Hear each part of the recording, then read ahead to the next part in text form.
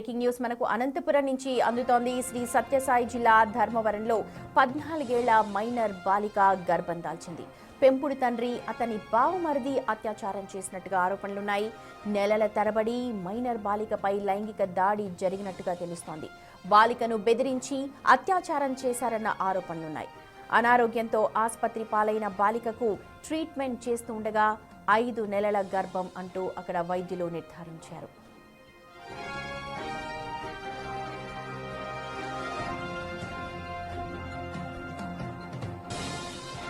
బాధిత బాలికను 14 ఏళ్ల క్రితం దత్తత తెచ్చుకున్నారు. ప్రస్తుతం ధర్మవరం ప్రభుత్వ ఆసుపత్రిలో బాలికకు చికిత్స కొనసాగుతోంది. డీఎస్పీ హేమంత్ కుమార్ ఆసుపత్రిలో ప్రత్యేకంగా విచారణ చేస్తున్నారు. పెంపుడు తండ్రి బావమరిది కలిసి అత్యాచారం చేశారని ఆ బాలిక వాంగ్మూలం ఇచ్చింది. బాధితురాలి ఫిర్యాదుతో ఇద్దరిపై పోక్సో చట్టం కింద కేసు నమోదు చేశారు. బాలికకు కౌన్సిలింగ్ ఇస్తూ ఉన్నారు. మెడికల్ సహాయం కూడా అందిస్తున్నారు అధికారులు.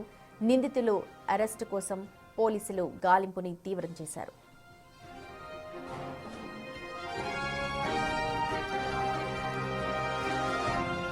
రైట్, మా ప్రతినిధి యోగానంద్ జాయిన్ అవుతున్నారు. యోగానంద్, నిజంగా చాలా విషాదకరం. మైనర్ బాలికపై అటు పెంపుడు తండ్రి అలాగే బావమరిది అత్యాచారం చేశారు. ప్రస్తుతం బాలిక పరిస్థితి ఎలా ఉంది?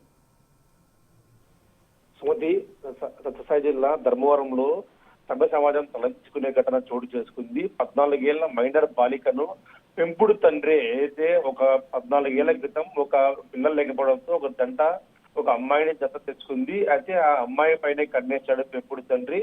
ఆ అమ్మాయి తల్లి ఇంట్లో లేనప్పుడు అతని బావమరిది మరియు పెంపుడు తండ్రి కూడా ఇద్దరు అత్యాచారం చేయడంతో ఈ దారుణ ఘటన బయటపడి చెప్పొచ్చు.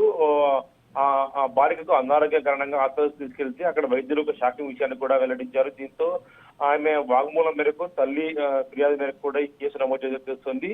అయితే ఇద్దరు ఏదైతే మరి బావమరిది మరియు పెంపుడు తండ్రి పేరు వీరాంజనేయులు, బావమరిది పేరు నరసింహుడు, ఇద్దరు కూడా కలిసి అత్యాచారం చేసినట్టు కూడా బాధితురాలు చెప్పడంతో ఆ డీఎస్పీ కూడా షాక్ తిన్నాడు. వెంటనే ఆ ఇద్దరిని పట్టుకునేందుకు ప్రత్యేక బలగాలను కూడా రంగంలో దిగినట్టు తెలుస్తోంది.